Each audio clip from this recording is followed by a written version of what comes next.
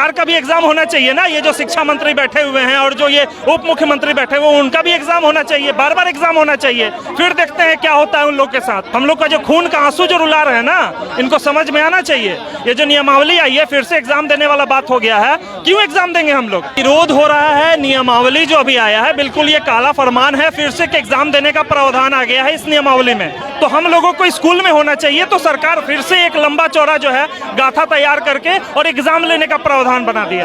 शिक्षक अभ्यर्थियों के लिए नया नियमावली आया है, उसी को लेकर तमाम शिक्षक अभ्यर्थी आरजेडी कार्यालय के बाहर धरना प्रदर्शन कर रहे हैं, हल्ला मचा रहे हैं। क्या है उनका मांग और क्यों निराश हैं नए नियमावली से, इसमें क्या क्या गलतियां हैं? ऐसे बता दें आपको, बिहार में जो शिक्षा का स्थिति है पूरे देश में चर्चा का विषय बना हुआ रहता है। जब आप स्कूल जाते हैं तो छोटा छोटा चीज़ देखने को मिलता है कि शौचालय नहीं, शिक्षक में जानकारियाँ कम है। एक समय था जब मुखिया शिक्षक का बहाली कर दिया करता था, जिला परिषद शिक्षक का बहाली कर दिया था। उस स्थिति में 2023 में अगर नया नियमावली आया है तो क्या इससे शिक्षा का सुधार होगा? अगर शिक्षा का सुधार होगा तो फिर शिक्षक अभ्यर्थियों क्यों विरोध कर रहे हैं? तमाम चीज़ों पर हम बात करेंगे। बनू आपका?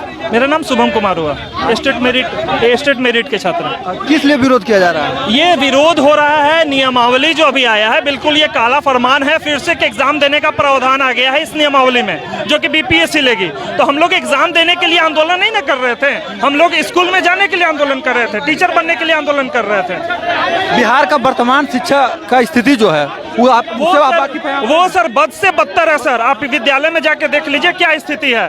एक भी अध्यापक आपको नहीं मिलेगा। 2 अध्यापक हैं, 1 अध्यापक है, पूरे विषय को संभाले हुए हैं वो।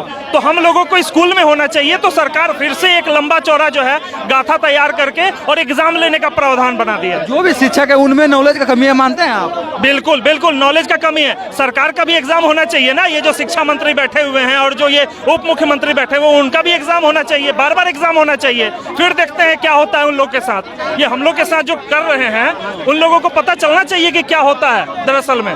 हम लोग का जो खून का आंसू जो रुला रहे हैं ना, इनको समझ में आना चाहिए। ये जो नियमावली आई है, फिर से एग्जाम देने वाला बात हो गया है। क्यों एग्जाम देंगे हम लोग? हम लोग 2-2 को एग्जाम देके मेरिट में आए हुए हैं, और फिर एक एग्जाम, इसी के लिए हम लोग 4 साल से नहीं ना बैठे हुए थे। अगर सरकार नहीं मानता है आज, तो क्या करेंगे आगे? हम लोग का आंदोलन जारी रहेगा। बिल्कुल, जब तक नियमावली वापस नहीं होगा, हम लोगों का ऐसे ही आंदोलन जारी रहेगा। तो इस नियमावली में जो मुख्य बिंदु है, तो पूरा वापस हो या 1-2 बिंदु वापस हो? मतलब इस तरह से नहीं, सिंपल मेरा कहना यही है कि आप जितने 7वें चरण के अभ्यर्थी थे, जो इंतजार में थे कि हम लोग विद्यालय में रहेंगे, उन लोगों को आप नियुक्त कर दीजिए ना। फिर आप राज्यकर्मी का दर्जा देते रहिएगा, एग्जाम लेते रहिएगा। एग्जाम से हम नहीं घबरा रहे हैं। कोई 7वें चरण का जो अभ्यर्थी है, वो एग्जाम से पीछे नहीं हट रहा है, वो एग्जाम देगा। लेकिन आप सबसे पहले नियोजित कीजिए सबको, उसके विद्यालय में भेजिए। ठीक है, कम वेतन दीजिएगा चलेगा, लेकिन आप सबसे पहले विद्यालय में भेजिए। हम लोग इस चीज के लिए इंतजार कर रहे थे। क्या नाम हुआ आपका? मेरा नाम शुभम कुमार हुआ। नाम राहुल कुमार दुबे है। बिहार में जो वर्तमान शिक्षा का स्थिति है, उसको कैसे सुधार किया जाए? बिहार में जो वर्तमान शिक्षा की स्थिति है, उसमें सुधार लाने के लिए जो सफल अभ्यर्थी हैं, स्टेट 19 मेरिट में जो आए हुए अभ्यर्थी हैं, उनको जल्द से जल्द स्कूलों में प्रतिनियुक्त किया जाए, जिससे कि वो सिलेबस को पूरा करें, बच्चों को अच्छे से पढ़ाएं, तो बिहार की शिक्षा व्यवस्था सुधरेगी, पटरी पे लौटेगी। वर्तमान जो नया नियमावली आई है, तो कहना है सरकार का, शिक्षा मंत्री का कहना है कि इससे शिक्षा में सुधार होगा और जो भी टीचर बनेंगे वो क्वालिटी टीचर बनेंगे। देखिए, स्टेट 19 की जो परीक्षा हुई थी, वो भी एक प्रतियोगी परीक्षा ही थी, और वो 2 बार हुई। एक बार रद्द हुई, पुनः फिर उसके बाद एक बार परीक्षा हुई, उसके बाद मेरिट बना। अब उन लोगों को कितना बार आप भेजिएगा परीक्षा में? किसी भी चीज़ की एक सीमा होती है। क्या नाम? मेरा नाम राहुल कुमार दुबे हुआ। कहाँ से हैं? बक्सर से हैं। अगर आज आप लोग मांग कर रहे हैं, अगर नई नियमावली वापस लेते तो फिर आगे क्या है आप लोग?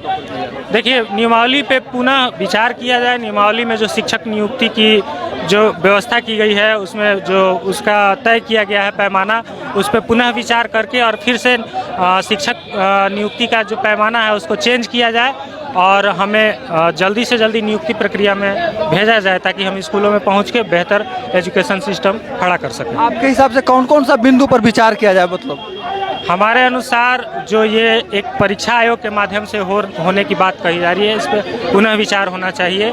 साथ ही साथ जो पहले 60-40 का प्रावधान किया गया था, उस पर सरकार 80-20 पे या कुछ और तरीका निकाले, इंटरव्यू या जो भी हो, लेकिन इस तरह की परीक्षाओं में अभ्यर्थियों को न धकेला जाए। तो इस तरह से तमाम अभ्यर्थी विरोध कर रहे हैं आरजेडी कार्यालय के बाहर।